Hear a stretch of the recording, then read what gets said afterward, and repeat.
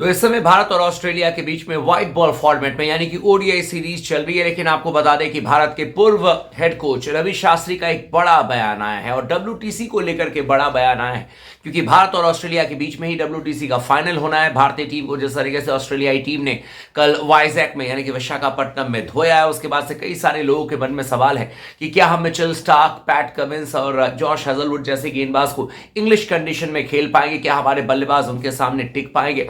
और जिस तरीके से ऑस्ट्रेलियाई टीम के बल्लेबाज रन बना रहे हैं, इसको लेकर के बहुत सारे लोगों के मन में सवाल है कि भारतीय टीम क्या डब्ल्यूटीसी का फाइनल जीत पाएगी। और इसी को लेकर के रवि शास्त्री जी का एक बड़ा स्टेटमेंट है। उन्होंने कहा कि बीसीसीआई को एक चीज क्लियर करनी पड़ेगी अपने सभी फ्रेंचाइजी से कि जो भी उनके स्कीम ऑफ थिंग्स के प्लेयर हैं जो कि डब्ल्यूटीसी के फाइनल में खेलेंगे या खेल सकते हैं, उन फ्रेंचाइजी से जरूर बातचीत करनी चाहिए बीसीसीआई को और मेक श्योर करना चाहिए कि उनको सर्टेन मैच ही खेलने को मिले, यानी कि बहुत ज्यादा उन पर वर्कलोड नहीं होना चाहिए। यानी कि इनका रवि शास्त्री जी का कहना है कि बीसीसीआई को फ्रेंचाइजी से जाकर के कह देना चाहिए कि लुक, ये हमारे ऐसे प्लेयर हैं जो कि डब्ल्यूटीसी के फाइनल में खेलेंगे या ये खेल सकते हैं, तो इनको आप अगर हो सके तो कम मैचेस आप खिलाइए। आईपीएल में कम मैचेस अगर आप देंगे, कम वर्कलोड देंगे तो भारत के लिए अच्छा होगा। लेकिन बड़ा सवाल यही है कि जब इंडियन प्रीमियर लीग की बात आती है, फ्रेंचाइजी क्रिकेट की बात आती है, फ्रेंचाइजी जब 2 महीने में आपको इतने सारे पैसे देगा तो वो क्यों किसी की बात सुनेगा और वो क्यों मानेगा कि भाई रोहित शर्मा को हम ड्रॉप कर देते हैं, नहीं खिलाते हैं, या केएल राहुल को हम नहीं खिलाते, या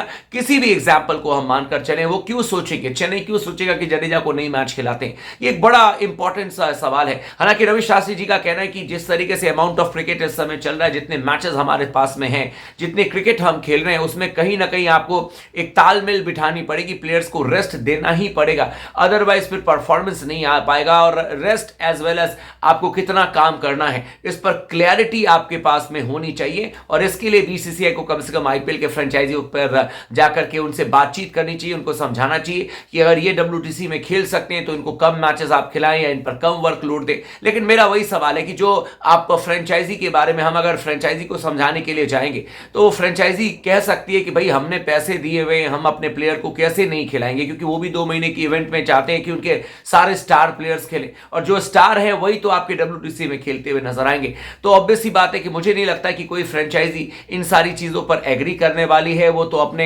हर मैच में अपने बड़े स्टार को खिलाने की कोशिश करेगी अनटिल एंड अनलेस की मान लीजिए कि उन्होंने लगातार 8 मैचेस जीत गए, 10 मैचेस जीत गए, फाइनल में वो पहुंच गए, तो हो सकता है कि एक आध मैच में वो रेस्ट दे दे। लेकिन अगर वो कंपटीशन में अभी भी बने हुए हैं, पहुंच सकते हैं, नहीं पहुंच सकते हैं, ऐसे सूरत में मुझे तो नहीं लगता कि कोई भी फ्रेंचाइजी अपने स्टार प्लेयर को वर्कलोड मैनेजमेंट के तहत बिठाएगी। ये बिल्कुल भी पॉसिबल नहीं है और ये प्रेशर मुझे लगता है कि बनाना काम भी नहीं करेगा आईपीएल में। आपको क्या लगता है? जो रवि शास्त्री जी ने बात कही है वो बात तो सही कही है उन्होंने, इसमें कोई मतलब कि कोई गलत नहीं है, लेकिन क्या वो इंप्लीमेंट होते हुए नजर आ रहा है आपको? क्या फ्रेंचाइजी ये सारी चीजें मान जाएगी? आप हमें कमेंट करके जरूर बताइएगा। वीडियो को लाइक कर दीजिएगा और चैनल को जरूर सब्सक्राइब कर दीजिएगा।